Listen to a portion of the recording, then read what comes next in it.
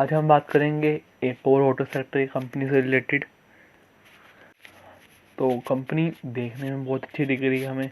Company का volumes जो है वो भी अच्छी आ रही है और फाइनेंशियली भी देखी जाए तो कंपनी बहुत अच्छी है और बहुत ही अच्छे बिजनेस की जो इनके क्लाइंट्स हैं उनके साथ और मैनेजमेंट स्किल्स के साथ आ रही है कंपनी। और जो इनके प्रोडक्ट्स हैं वो भी अगर आप देखोगे तो आपको पता चल जाएगा कि वाकई में ये कंपनी ग्रो करने वाली है। तो है किससे? ऑटो सेक्टर से। जिस बट आप सोच रहे हो कि हम इतनी सारी ऑटो सेक्टर की कंपनीज क्यों लेके आना है? क्योंकि अगर एक हमने कोई व्हीकल बनाना है ना तो उसको बनाने के लिए बहुत सारे प्रोडक्ट्स लगते हैं और वो सारे प्रोडक्ट्स एक ही कंपनी नहीं बनाती।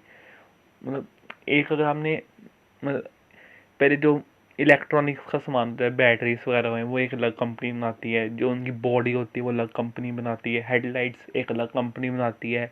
और जो अंदर की मशीनरी होती है, जो मोटर्स, बेल्ट, ये सब कुछ वो अलग अलग कंपनीज बनाती हैं। और भी बहुत तरह के जो नट वगैरह होते हैं, ठीक है, ये सब कुछ अलग अलग कंपनीज बनाती है। और जो एक बड़ी बड़ी कंपनी है यामाहा और टाटा मोटर्स, ये सारी कंपनीज इन सब से प्रोडक्ट्स लेके एक फाइनल प्रोडक्ट बना के हमें देती हैं। तो ऑटो सेक्टर में काम करने वाली बहुत सारी कंपनीज और अच्छे तरीके से डिवर्सिफाई हैं। तो उनमें से एक ये कंपनी भी है। और ये बनाती क्या है? तो ये कंपनी बनाती क्या है? ये कंपनी बनाती है मीटर्स वगैरह, जो मतलब जितने भी एक्टिवा में मीटर्स वगैरह होते हैं, जो पेट्रोल का मीटर होता है और जो स्पीडोमीटर्स होता है, इन सबको जो बनाती है। और भी कई तरह के प्रोडक्ट्स हैं जो टू व्हीलर्स, ट्रक्स, इन सब में यूज़ होते हैं। तो चलते हैं कंपनी को थोड़ी सी स्टडी करते हैं कैसे देखने को मिल रही है हमें। तो यहाँ पे अगर चार्ट पे देखा जाए तो कंपनी अपने ऑल टाइम हाई से तकरीबन 14% नीचे है। ऑल टाइम हाई कंपनी का कितना बनता है? 106 रुपये। और कंपनी लिस्टेड कब हुई है? 2017 के अंदर। तो सबको पता है 2018 में क्या हुआ था, इकोनॉमी हमारी जो है स्लो डाउन होनी शुरू हो चुकी थी। ये सबको पता है। हर चार्ट्स में, हर कंपनी के, बड़ी से बड़ी, छोटी छोटी कंपनी के चार्ट्स में आपको देखने को मिल जाएगा कि वो कंपनी 2018 से गिरनी शुरू हो गई है। स्पेसिफिकली बात की जाए तो ऑटो सेक्टर, तो वहाँ क्योंकि उस टाइम मैं बार बार बता चुका हूँ कि उस टाइम कुछ गवर्नमेंट के रूल्स आए थे जिसके बाद कंपनीज गिरती गई। 18 में गिरी, 19 तक वो रूल्स चलते थे क्योंकि पता है इन सब बिल्स को पास होने में बहुत टाइम लग जाता है। साल में 2020 आता है और सब कुछ ख़राब करके चल जाता है। उसके बाद रिकवरी हर एक स्टॉक में, हर एक सेक्टर में आनी शुरू हो जाती है। वैसे ही इस कंपनी में भी आनी शुरू हो गई है। स्पेसिफिकली ऑटो सेक्टर में क्यों? क्योंकि नए नॉर्म्स जो गवर्नमेंट की तरफ से लाए जा रहे हैं तो वहाँ से इनको बहुत ही ज़्यादा पुश मिलेगा। ठीक है, तो अब चलते कंपनी के फाइनेंशियल पे। रेवेन्यू 96% की स्पीड से ग्रोथ हुआ है। प्रॉफिट मार्जिन 1.88, जो कि मेरे को बिल्कुल भी पसंद नहीं आया, बट बाकी सब ग्रोइंग है। देखते हैं। तो मतलब इस जो प्रोडक्ट से कंपनी बना रही है इससे रिलेटेड मेरे को और कोई कंपनी अच्छी मिली नहीं, तो मैंने इसको थोड़ा सा उठाया। तो अभी बाइंग करनी, मैं पर्सनली बताऊँ तो मैंने अभी इसके अंदर बाइंग करनी नहीं शुरू की है। करूँगा, मुझे लगता है कि कंपनी 1-2 दिन तक थोड़ी सी और प्रॉफिट बुक होने में, बट अगर इस वैल्यू पे भी आप खरीदो तो वर्थ है। शायद मैं कल से ये कंपनी खरीदनी शुरू कर दूँ।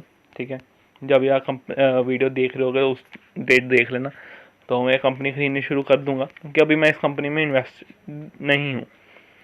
सो रिवेन्यू कंपनी का ग्रो और नेट इनकम सब कुछ काफ़ी अच्छा देखने को मिल रहा है। अब चल रहे थे थोड़ा सा बिजनेस मॉडल की बात कर लें जो कि बहुत ही ज़रूरी है। तो कंपनी के मैंने बताया था कि किस किस को माल देती है। Two wheelers, three wheelers, cars के अंदर, ट्रक्स के अंदर, कमर्शियल व्हीकल्स और जो भी इंडस्ट्री ऑफ रोड व्हीकल, सब के अंदर कंपनी इनके प्रोडक्ट्स देती है। यहाँ पे आपको देखने को मिल जाएगा कि कंपनी क्या क्या बनाती है। ये सारे स्पीडोमीटर्स, ठीक है, जितने भी तरह के यहाँ पे इंफॉर्मेशन सिस्टम एंड सेंसर्स, ये सब कुछ आपको यहाँ पे, अगर आप वीडियो पॉज करते हो तो ये सब कुछ देख सकते हो कौन से एसेसरीज ये कंपनी बना रही है। और साथ ही आप इस कंपनी के अगर आप क्लाइंट्स देखते हो तो उसके बाद देख के आपको मज़ा आया कितने, मतलब हर एक बड़ी अच्छी कंपनी इससे अपने प्रोडक्ट्स दे रही है, इंटरनेशनल भी और इंटरनेशनल भी, डोमेस्टिक भी और इंटरनेशनल भी। BMW, बजाज, होंडा, हीरो, ठीक है, KTM, महिंद्रा, उसके बाद Harley Davidson, royal Enfield, Suzuki, Triumph, TVS, Yamaha. उसके बाद कार्स के अंदर होंडा, मारुति सुजुकी, मर्सिडीज जैसी बड़ी company, Toyota, Volkswagen, Tata, Suzuki, Mahindra, सब कुछ आप स्क्रीन पे देखो तो सब कुछ आपको देखने को मिल जाएगा। और ट्रक्स के अंदर अशोक लीलैंड जैसी बड़ी कंपनी, टाटा, ठीक है, आयशर मोटर्स। इंडिया में 3 सबसे बड़ी कंपनीज है जो ट्रक्स वगैरह बना रही हैं और तीनों इनसे प्रोडक्ट्स ले रही हैं। और जो इंटरनेशनली वो भी कंपनीज इनके अंदर इंक्लूडेड हैं। उसके बाद ट्रैक्टर्स की कंपनीज हैं। मेरे कंपनी के क्लाइंट्स और इनके जो अगर देखो सेल्स भी कंपनी की लगातार बढ़ती हुई देखने को मिल रही है। यही नहीं कि क्लाइंट्स ही हैं, ठीक है, बट सेल्स वगैरह भी कंपनी की अच्छी है और पोर्टफोलियो अच्छे तरीके से डिवर्सिफाई। यही नहीं कि बस ये सेंसर्स वगैरह ही बना रहे हैं और मीटर्स ही बना रहे हैं, बहुत कुछ बना रहे हैं कंपनी के। अगर आप जाओगे पेज पे, वहाँ पे आपको सब कुछ पढ़ने को मिल जाएगा ईजिली। और बस ये था। और जेसीबी मतलब ये लास्ट एंड टूब्रो जो इनके कंस्ट्रक्शन व्हीकल होते हैं, ठीक है, उसको भी ये प्रोडक्ट्स बना के दे रही है। क्योंकि मैंने बताया हर चीज़ में मीटर्स वगैरह तो लगते ही हैं। तो अगर फाइनेंशियली हम कंपनी को देखे जाएँ तो सिर्फ 1000 करोड़ की ये कंपनी है। 21 के पीई पे, ये सारा डाटा पुराना मुझे देखने को लग रहा है, ठीक है। डेट कंपनी पे है, प्रमोटर्स की होल्डिंग 36% की यहाँ पे हमें देखने को मिल रही है। और जो प्रमोटर्स की होल्डिंग है 36.53 की, और बिल्कुल भी प्लेज शेयर नहीं है। और बिल्कुल भी कंपनी के जो है प्रमोटर्स की होल्डिंग है वो बिल्कुल भी बदली नहीं है। तो और कंपनी को देखा तो सेल्स के अंदर ग्रोथ है, प्रॉफिट के अंदर दोबारा से ग्रोथ आनी शुरू हो गई है, आरओई सब कुछ कंपनी में मुझे तो यहाँ पे कुछ ज़्यादा खराबी नहीं लग रही। और 11 की पीई पे, मतलब डर्ट चीप लेवल पे इतनी अच्छी कंपनी फाइनेंशियल फंडामेंटल्स वाले आपको देखने को मिल रही है विद अच्छे प्रोडक्ट्स फंडामेंटल्स।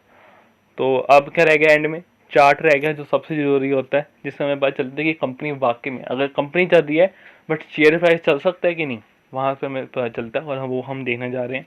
तो अगर आप चार्ट पे देखो यहाँ पे, अगर 2021 से चार्ट देखें, पुराना ज़्यादा हम पुराने जाते हैं, स्टार्टिंग से इस ईयर की स्टार्टिंग से देखनी शुरू करें तो स्टार्टिंग में ही हमें वॉल्यूम्स आनी शुरू हो रही हैं। यहाँ पे फ्रेश वॉल्यूम्स, ठीक है, फिर वॉल्यूम। अब यहाँ पे थोड़ी वॉल्यूम ड्राइड आउट हो रही हैं, बट अच्छा फिर भी अभी भी वॉल्यूम्स आ रही हैं। जुलाई में फ्रेश वॉल्यूम्स हमें देखने को मिल रही हैं और उसके बाद दोबारा से थोड़ी थोड़ी वॉल्यूम्स कम। अब फ्रेश वॉल्यूम आती है कि नहीं तो वो देखना रहता है। अगर यहाँ से बात की जाए तो कंपनी 88, ठीक है, 88 को पार करेगी तो मैं खरीदूँगा, क्योंकि उसके बाद पता चल जाएगा कि हाँ कंपनी दोबारा से चलनी शुरू हो चुकी है। क्योंकि इतना टाइम, एक 5-10% के पीछे इतना टाइम में वेस्ट करने की बात नहीं है। तो मैं कब कंपनी को खरीदूँगा, जब ये कंपनी 88 के करीब जाएगी।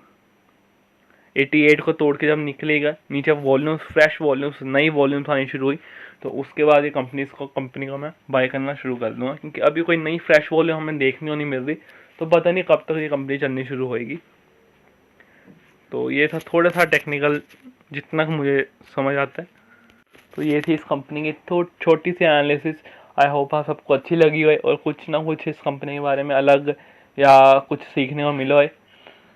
सो कुछ भी करने से पहले अपने फाइनेंशियल एडवाइजर की एडवाइस जरूर लेनी है और खुद की स्टडी जरूर करनी है। Thank you for watching this video. Till then, good bye.